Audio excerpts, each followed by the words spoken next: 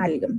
उसके अलावा 2 और मटेरियल्स है जो कि हैं सिलिकेट मटेरियल और कोहेसिव गोल्ड, जो कि यूज होता था as historical material, as directly placed filling material. अब डायरेक्टली प्लेस्ड फिलिंग मटेरियल्स क्या होते हैं? डायरेक्ट फिलिंग मटेरियल्स वो मटेरियल्स होते हैं जो कि हम यूज करते हैं डायरेक्टली क्लिनिक्स में या फिर डायरेक्टली चेयर साइड पोजीशन पे। उसमें कोई भी लैब प्रोसीजर इन्वॉल्व नहीं होगा और हम उस मटेरियल को कभी यूज कर सकते हैं, उसके लिए हमारे पास रिस्ट्रिक्शंस नहीं है। जो इनडायरेक्टली प्लेस्ड फिलिंग मटेरियल्स होते हैं, उन फिलिंग मटेरियल्स को हमें लैब प्रोसीजर के थ्रू यूज करना पड़ता है। मतलब ये कि हम पहले पेशेंट का लेंगे इम्प्रेशन, उसके बाद हम उस इम्प्रेशन को भेजेंगे लैब में, वहाँ वो पूरा रेस्टोरेशन रेडी होगा, सच एज इनले, ऑनलेस या फिर क्राउन ब्रिजेस, और फिर वो हम प्लेस करेंगे पेशेंट के ओरल कैविटी के अंदर। तो वो होते हैं इनडायरेक्टली प्लेस मटेरियल। पहले मैं पढ़ा चुकी हूँ डायरेक्टली प्लेस मटेरियल कौन से होते हैं और क्यों यूज होते हैं, उनके बेनिफिट्स क्या हैं, उसके डिसएडवांटेजेस क्या है, वो सब हम पढ़ चुके हैं। तो this amalgam is basically one of the directly placed filling material. Amalgam के अलावा सिलिकेट मटेरियल यूज होते थे और कोहेसिव गोल्ड यूज होते थे, बट आज का जो हमारा टॉपिक है वो सिर्फ अमेलगम से रिलेटेड है, and it is the most widely used filling material for posterior teeth. अब उसका यूसेज थोड़ा थोड़ा कम होता जा रहा है क्योंकि अब जो फिलिंग मटेरियल्स हम दूसरे यूज करते हैं उन फिलिंग मटेरियल्स में दूसरी क्वालिटीज आ गई हैं, सच एज अब जो फिलिंग मटेरियल्स हम पेशेंट पे यूज करते हैं वो टूथ कलर्ड हो गए हैं। अमेलगम का सबसे बड़ा डिसएडवांटेज ये था कि अमेलगम जो था वो टूथ कलर्ड नहीं है, इसलिए वो सिर्फ और सिर्फ पोस्टीरियर्स में यूज हो सकता है, वेराज बाकी जितने भी मटेरियल्स हैं वो हम इंटीरियर पे भी यूज कर सकते हैं। उनमें ये एडवांटेज है कि वो टूथ कलर्ड होते हैं। तो सबसे पहले हम अमेलगम का इंट्रोडक्शन हो गया। अब हम चलते हैं कि अमेलगम किससे कंसिस्ट होता है। तो डेंटल अमेलगम बेसिकली कंसिस्ट करता है 2 पार्ट्स में, एक होगा उसका पाउडर और एक होगा उसका लिक्विड। पाउडर हमेशा जो है वो बनेगा किसी भी अलॉय से, ठीक है। तो यहाँ पे हम जो सबसे पहले यूज होता है उसको डिस्कस कर रहे हैं, फिर हम बाद में बताएंगे कि इसमें क्या मॉडिफिकेशंस हुई और क्यों हुई, उसके रीजंस भी हम बताएंगे। तो जो सबसे पहले यूज होता था वो था पाउडर्ड सिल्वर टिन अलॉय, और इसमें हम जो यूज करते थे वो था लिक्विड मर्क्यूरी। मर्क्यूरी जो है वो हमेशा लिक्विड पे ही फॉर्म में यूज होगा। ये बहुत इंपॉर्टेंट बात याद रखने वाली कि अमेलगम का जो लिक्विड कंपोनेंट है वो हमेशा होता है मर्क्यूरी, और मर्क्यूरी जो है वो हमेशा लिक्विड होता है रूम टेम्परेचर पे। अब उसको ऑब्टेन करने के डिफरेंट तरीके होते हैं। इसका मेन प्रोसीजर होता है डिस्टिलाइजेशन का। डिस्टिलाइजेशन का प्रोसीजर हम क्यों करते हैं? ताकि हम जो मर्क्यूरी है उसको प्योरीफाई कर सकें। जो प्योरीफाइड मर्क्यूरी होगा वो ही हम डेंटल अमेलगम में यूज करेंगे, ठीक है। तो अब तक हमने क्या पढ़ा है कि dental amalgam directly placed filling material है। Secondly one of the historic materials है। डायरेक्टली प्लेस्ड फिलिंग मटेरियल वो होता है जो कि हम डायरेक्टली ओरल कैविटी में प्लेस कर सकते हैं। अब दूसरी चीज हमने ये पढ़ी कि उसके कंपोनेंट्स क्या क्या होते हैं। एक होता है उसका पाउडर कंपोनेंट, एक होता है उसका लिक्विड कंपोनेंट। लिक्विड कंपोनेंट हमेशा मर्क्यूरी होगा, पाउडर कंपोनेंट हमेशा सिल्वर टिन का अलॉय होगा, ठीक है, ज्यादातर। अब थोड़ी मॉडिफिकेशंस हो गई हैं उसमें भी। ओके, नेक्स्ट चीज है अलॉय पार्टिकल्स को, और जब हम मर्क्यूरी को मिक्स करेंगे तो हमारे पास आएगा डेंटल अमेलगम।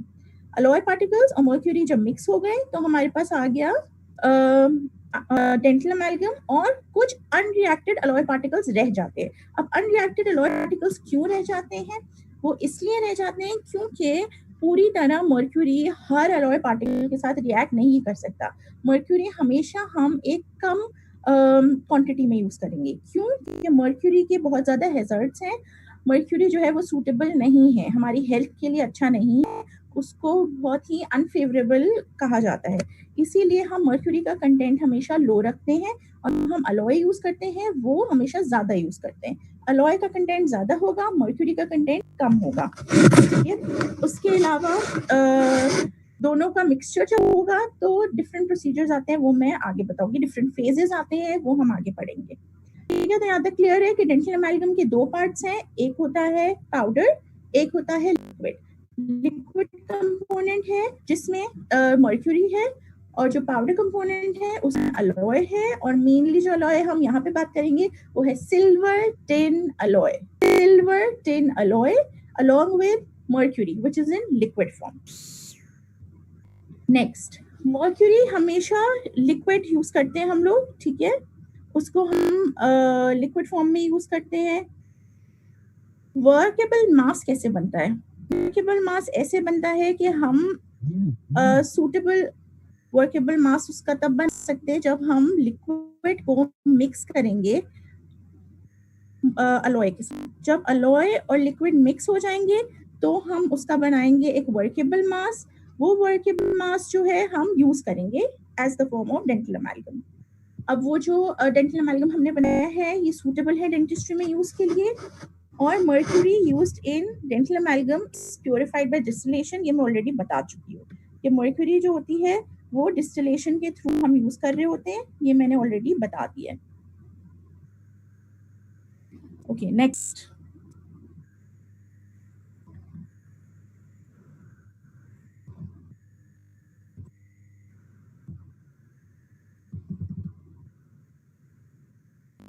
मर्क्यूरी जो है डेंटल अमेलगम में हमेशा प्योरिफाइड फॉर्म में यूज होती है, जो कि फॉर्म होगा उसका डिस्टिलेशन का।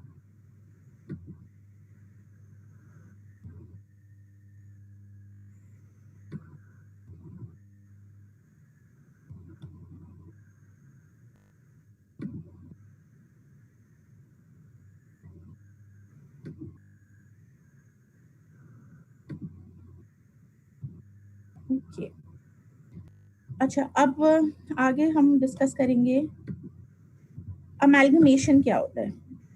Amalgamation is a reaction which takes place जब मर्क्यूरी और अलॉय को मिक्स किया जाता है। तो बेसिकली जब मर्क्यूरी और अलॉय मिक्स होता है तो बनता है एक रिएक्शन होता है जो कि कहलाता है अमेलगमेशन, ठीक है। मर्क्यूरी और अलॉय के मिक्स करने से एक रिएक्शन होता है, उस रिएक्शन को हम कहते हैं अमेलगमेशन। तो अमेलगमेशन रिएक्शन कब होगा? जब अलॉय और मर्क्यूरी मिक्स हो गया। जब अलॉय और मर्क्यूरी मिक्स हो गया तो जो रिएक्शन होगा वो कहलाता है अमेलगमेशन। अच्छा, इससे क्या होता है? एक हार्ड रेस्टोरेटिव मटेरियल फॉर्म हो जाएगा। जब भी हम अलॉय को और हम मर्क्यूरी को मिक्स करेंगे तो उससे एक हार्ड रेस्टोरेटिव मटेरियल बनेगा जो कि सिल्वरी ग्रे इन अपीयरेंस होता है। तभी ये सिर्फ पोस्टीरियर्स के लिए सूटेबल है, ये एंटीरियर्स के लिए सूटेबल नहीं है। पोस्टीरियर्स के लिए सूटेबल है, एंटीरियर्स के लिए सूटेबल नहीं है, क्योंकि ये सिल्वरी ग्रे होता है अपीयरेंस में। Okay, limits its use to those cavities where appearance is not a primary concern. ठीक है, अब लिमिट क्या कर रहे हैं? Limits its use to those cavities where appearance is not a primary concern. कौन सी कैविटीज जिसमें प्राइमरी कंसर्न नहीं है? वो कैविटीज जो कि पोस्टीरियर्स में, जो पोस्टीरियर में कैविटी है वहां पे प्राइमरी कंसर्न नहीं है। जो एंटीरियर्स है वहां पे अपीयरेंस सबसे पहले देखी जाती है, इसलिए इसका यूज सिर्फ पोस्टीरियर कैविटीज के लिए लिमिट हुआ है। ओके, नेक्स्ट है development of viable alternatives and question level of safety has declined it's popularity. क्योंकि इसकी सेफ्टी कंसर्न्स हैं इसलिए हमने इसको अब यूज करना बंद कर दिया है, क्योंकि इसके सेफ्टी कंसर्न्स बहुत हैं।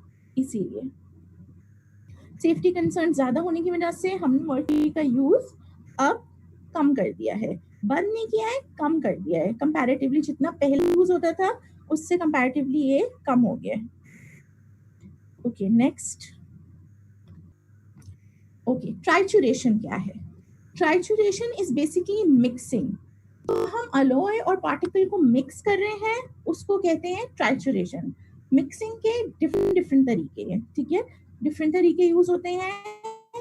एक होता है हैंड ट्राइचुरेशन, एक होता है मैकेनिकल ट्राइचुरेशन। हैंड ट्राइचुरेशन कहाँ यूज होगा? मॉर्टर एंड पेस्टल में। हैंड ट्राइचुरेशन यहाँ पे यूज होगा मॉर्टर एंड पेस्टल से, ठीक है। वेयर एज जो हमारा मैकेनिकल ट्राइचुरेशन है वो होगा अमेलगमेटर में, और जब दोनों मिक्स हो जाएंगे तो ऐसा हार्ड रेस्टोरेटिव मटेरियल बन जाएगा।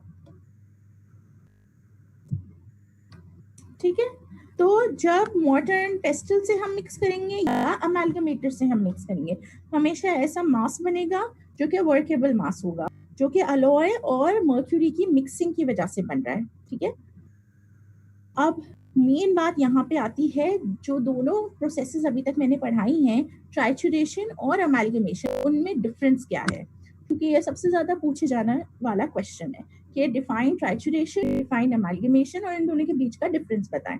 तो trituration is basically another name for mix. Trituration is another name for mixing, whereas amalgamation is the process that takes place after mixing. जब